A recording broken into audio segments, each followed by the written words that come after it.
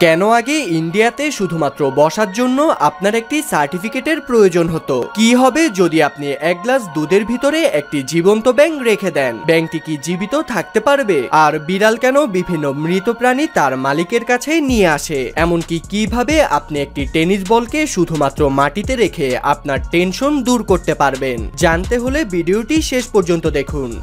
ভিয়েতনামে যখনই আপনি blood donate করবেন তখন আপনাকে একটি সার্টিফিকেট দেওয়া হবে, যেটি ইউজ করে আপনার প্রয়োজনের সময় ফ্রিতে আপনি সেই ব্লাড আপনার জন্য নিতে পারবেন। কিন্তু একটি সার্টিফিকেট দিয়ে শুধুমাত্র একবারই নিতে পারবেন। আর আগে এমনটি হতো না। আগে ব্লাড ডোনেট করার বদলে কোনো বেনিফিট দেওয়া হতো না। কিন্তু পরে ভিয়েতনামের মানুষ এমন নিয়ম চালু করে দেয় যাতে বেশি পরিমাণে মানুষ ব্লাড ডোনেট করার জন্য এগিয়ে আসে। গুগলে কাজ করতে থাকা সব ব্যক্তিদের মধ্যে 20% মানুষ এমন আছে যারা কখনো কলেজে যায়নি অথবা যারা কখনো সম্পূর্ণ কলেজের পড়াশোনা শেষ করেনি। আর এদের মধ্যে বেশিরভাগ লোক গুগলের ভালো অবস্থানে রয়েছে। তাই আপনার কাছে ডিগ্রি নয়, ট্যালেন্ট থাকা দরকার।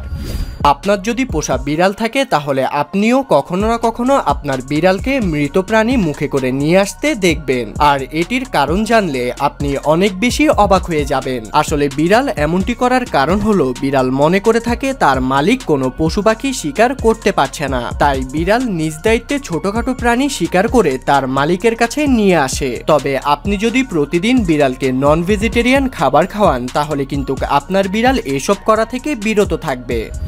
আপনি যত বেশি ঠান্ডা জায়গায় ঘুমাবেন আপনার তত বেশি খারাপ স্বপ্ন দেখার সম্ভাবনা থাকতে পারে। আর মোস্টলি এসব স্বপ্ন ভূত রিলেটেড হয়ে থাকে। এমনকি আপনিও এটি অনুভব করেছেন যে ঠান্ডা জায়গায় ভূত ও এসব জিনিসে বেশি ভয় লাগে।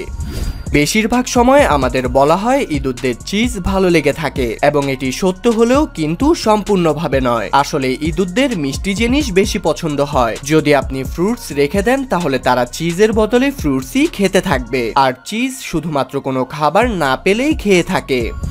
আপনি যে বিল্ডিংটিকে দেখতে পাচ্ছেন এটি একটি পুরো শহর। আলাস্কাতে একটি টাউন আছে আর এই শহরের সব মানুষ এই বিল্ডিংটিতে থাকে। আপনি এই বিল্ডিংটিকে পুরো একটি শহরও বলতে পারেন। সেখানে বছরে কয়েকবার অনেক বেশি বরফ পড়ে থাকে, যার ফলে সেখান থেকে বাইরে বের হওয়া অসম্ভবই হয়ে যায়। তাই এই বিল্ডিংটিতে মানুষের প্রয়োজনীয় সবকিছুই রাখা হয়েছে, যেমন গ্রোসারি স্টোর, খাবারের দোকান, জিম, এমনকি পুলিশ স্টেশনও সেখানে রয়েছে। যদি আপনার কখনো অনেক বেশি টেনশন হয় তাহলে এটি দূর করার একটি সহজ উপায় রয়েছে। আপনাকে একটি টেনিস বল নিতে হবে এবং সেটিকে মাটিতে রেখে সেটির উপর আপনার পা রাখতে হবে। আর আস্তে আস্তে বলের উপর আপনার পাকে রোল করতে থাকবেন। আর এটির ফলে আপনার টেনশন অনেক কম হয়ে যাবে। এই ছবিটিকে দেখুন, এটি আমাদের মানুষদের ভুল বলে দেয়, যেটি হচ্ছে বর্তমান নিয়ে খুশি না থাকা। আর এই ছবিটি সেটিকে অনেক ভালো মতন তুলে ধরেছে। আর তাই আমাদের সব সময় আমাদের বর্তমান অবস্থান নিয়ে খুশি থাকা দরকার, তাহলে আমরা আমাদের লাইফ এনজয় করতে পারবো।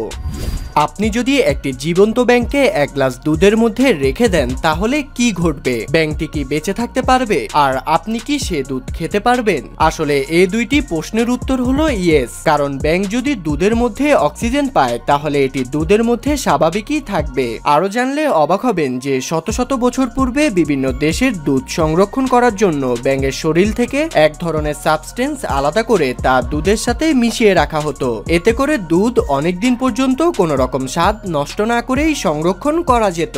আর তাই আপনি এই দুধ কোনো ধরনের চিন্তা ছাড়াই খেতে পারবেন। যখন ব্রিটিশ ইন্ডিয়াতে রাজত্ব করে যাচ্ছিল তখন একজন ইন্ডিয়ানকে শুধুমাত্র বসার জন্য একটি সার্টিফিকেটের দরকার হতো। তারা এই সার্টিফিকেট ছাড়া কোনো ব্রিটিশ অফিসারের অফিসের মধ্যে তারা কোনো চেয়ারে বসতে পারত না। আর এই সার্টিফিকেটটি তাদের সবসময় সাথে রাখতে হতো, না হলে তাদের চেয়ারে বসার বেসিক ফেসিলিটি পর্যন্ত দেয়া হতো না। ভিডিওটি ভালো লেগে থাকলে লাইক কমেন্ট করুন। আর এমনই আনকমন আর ইন্টারেস্টিং ভিডিও দেখতে চাইলে আমাদের রহস্যের কুড়েঘর চ্যানেলটি সাবস্ক্রাইব করে পাশে থাকা বেল আইকনটি ক্লিক করুন। ধন্যবাদ।